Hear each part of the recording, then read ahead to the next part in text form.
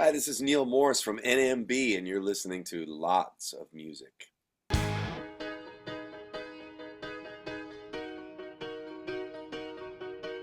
Smiling faces, lonely places, plant your flag deep in the earth. First responders, absent fathers, try to find inherent worth. But I don't need to find my place, I belong here. Neil, for the last decade, NMB albums have been these massive world-spanning epics like the Similitude of a Dream, The Great Adventure. And Lift feels completely different. It feels like claustrophobic, intimate, internal. Was it this a conscious decision to stop traveling outward and start traveling inward? No, not really. Um, I hadn't really thought about it that way. That's interesting. Well, we weren't sure what we were going to do when we got together at Eric's place in Tulsa in April. Um, a lot of times it's that way. We get together and we're not sure. Sometimes I have more of an idea about what I want to do, but I'm never really, we don't really talk about it that much before we get together. Um, anyway, it seemed like on the first day we didn't have any songs. We only had like themes and instrumental bits. And I had an idea that maybe we could try something different, which would be to have a kind of outline of a concept.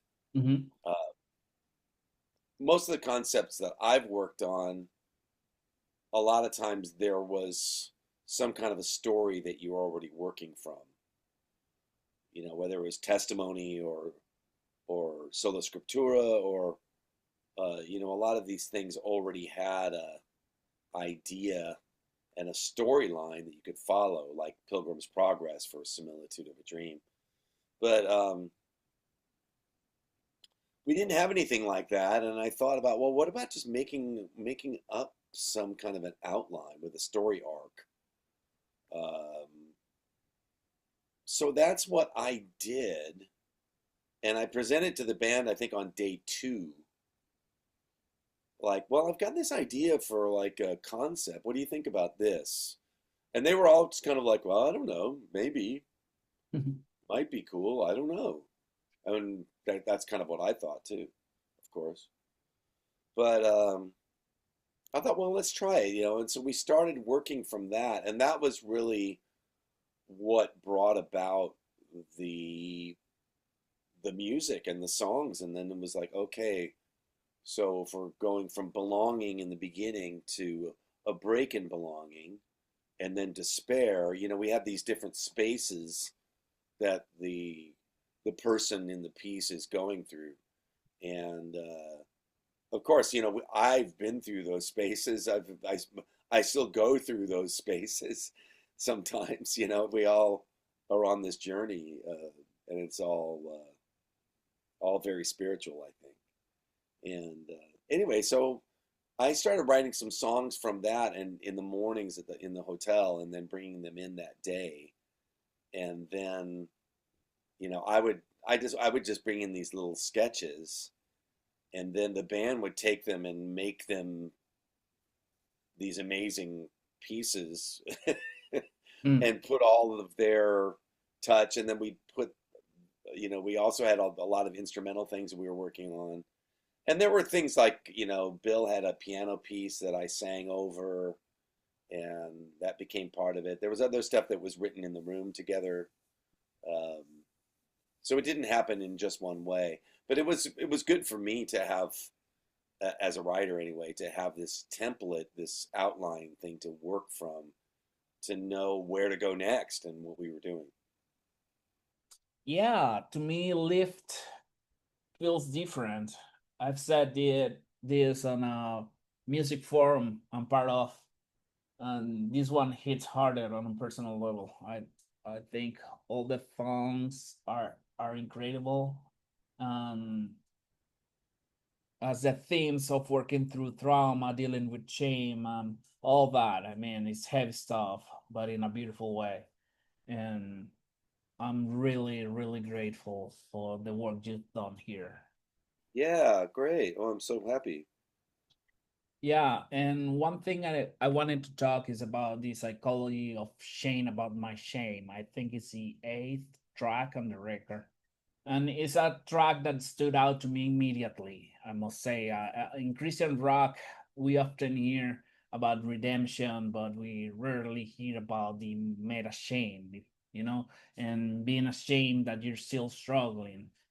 It is a very raw psychological concept. Did that lyric come from a specific moment, or how did this song came about?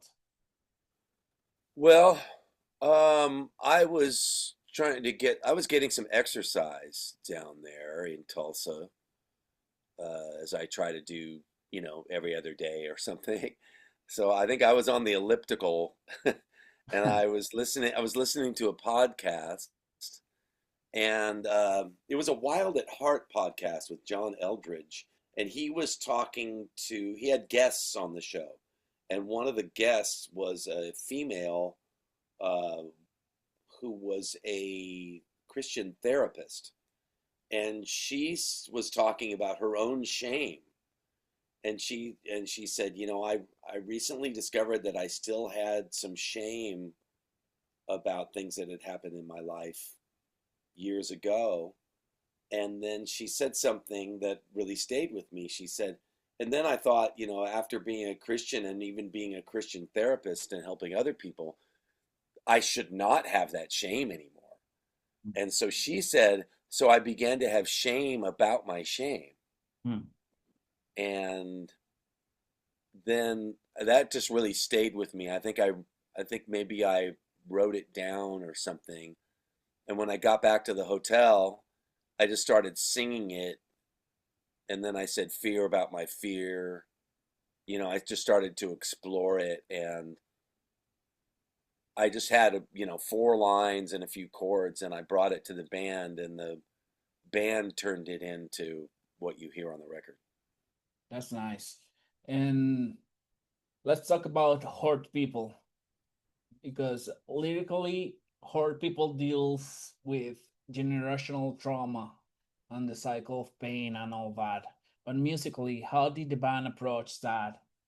Did Mike or Eric or Bill or Randy, any of them, push for a more dissonant or aggressive sound to match the lyrical darkness, or how did this song also came about to be?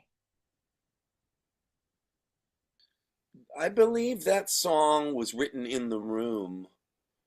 Um, Eric and Mike and Randy were playing some pretty heavy riffs, and we were working on the instrumental piece before it, which also had some figures. It was all different things. The figure that Bill brought in, and then we were playing around with that. And I don't know. I think I remember thinking, well, maybe we should just stop and Eric can sing something here, and then when we got to the place where we thought we needed a chorus, I think Eric started playing those chords, and I just started singing over it just randomly. Uh, And uh, sometimes things come out of your mouth that are like, oh, that's interesting. I mean, I had heard that phrase hurt people mhm. somewhere in my past, and I just started singing it over that, and I don't even know if I knew how that was going to fit in the concept or anything at that time, but I think we all kind of recognized that was kind of a cool thing. And so, yeah, we just wrote that together in the room. It was pretty Yeah, miraculous. yeah. I was going to ask you. Did you already had lyrics to this song, or it was something that it came after? Well, as a lot of times when we're writing, we'll have the main line maybe.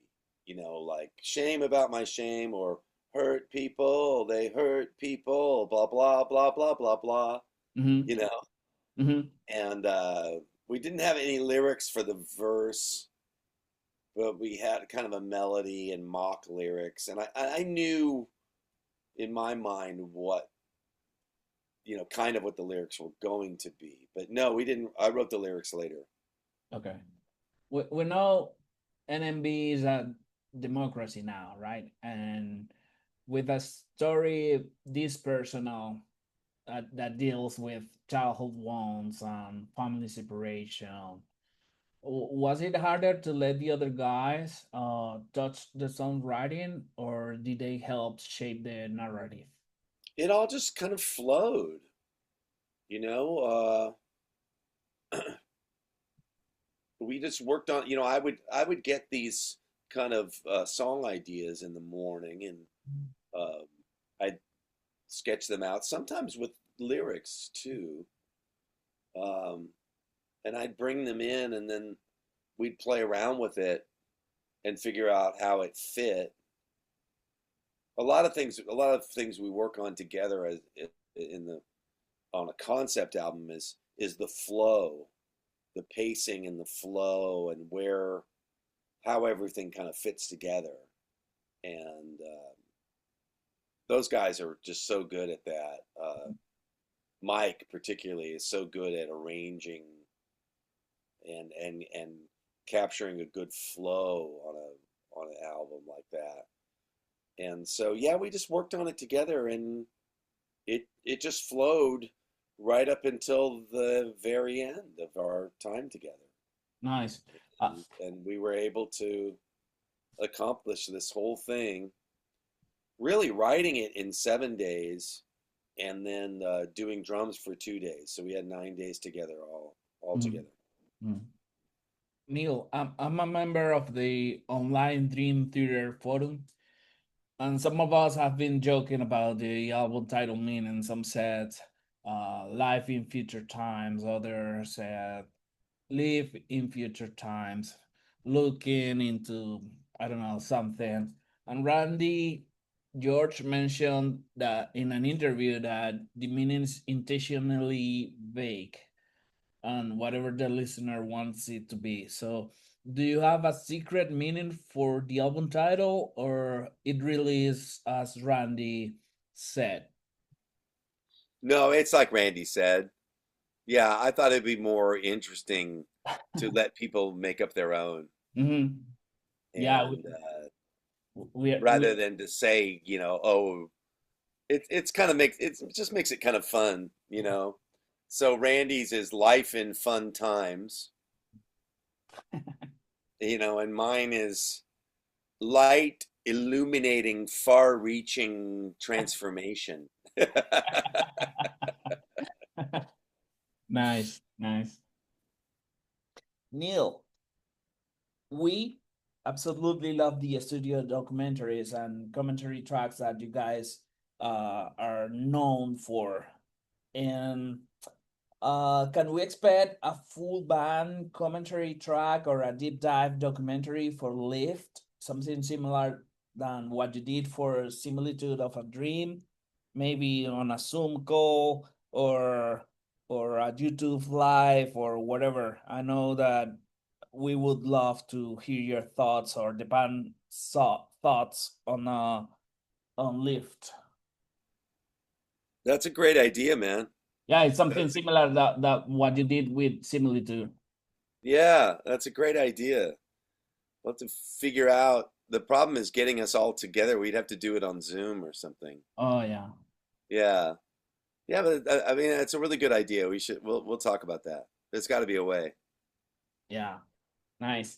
Um, are there any plans for you guys to tour? I know Mike's busy with Dream Theater, but I don't know what the plans are for NMB and the touring plans.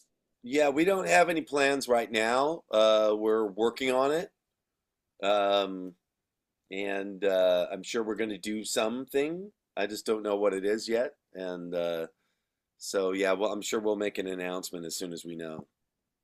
Neil, is there any plans to get together with Flying Colors anytime soon? What are the plans there? And if any, of course. And I know that Casey is dealing with a lot with his daughter health issues, but yeah, I wanted to ask you about Flying Colors. What's the status of the band right now?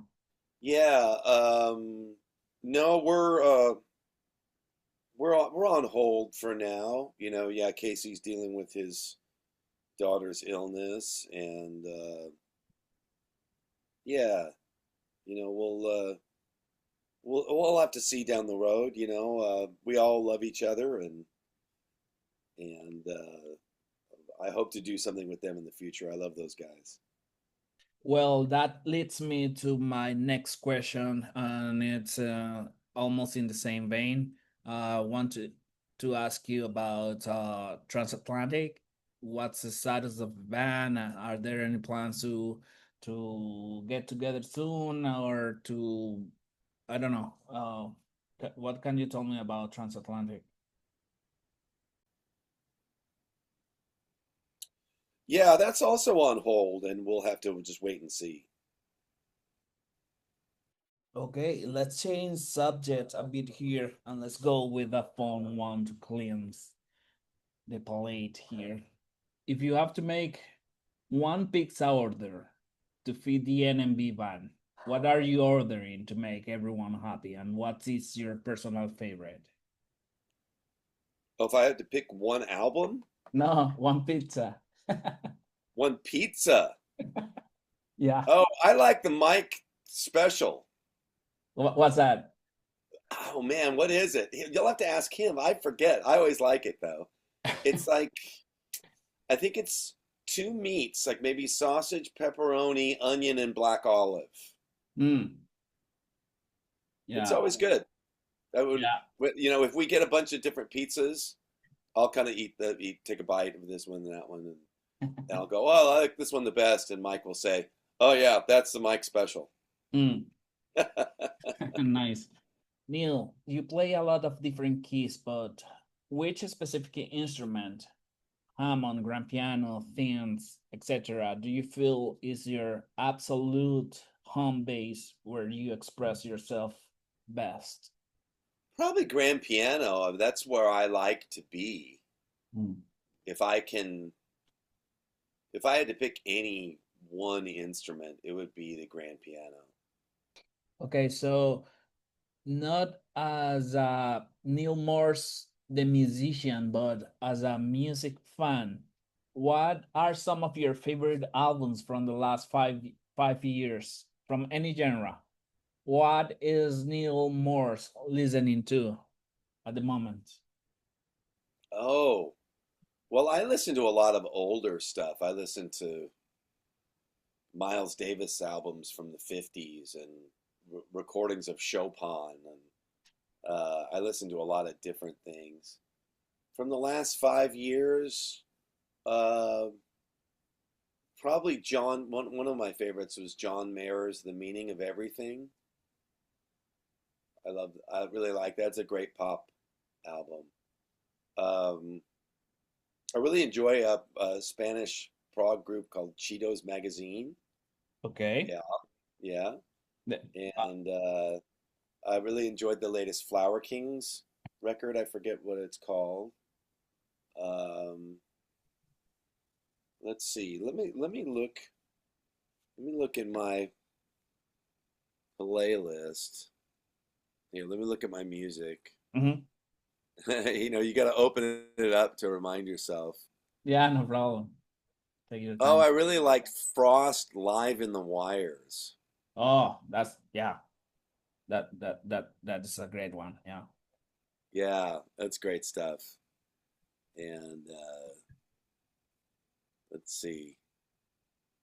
Most of the stuff in my, since I work with music, most of the stuff that I'm looking at in my, uh, song list, my iTunes song list, is stuff that I'm working on, like working on the God Smuggler, Brother Andrew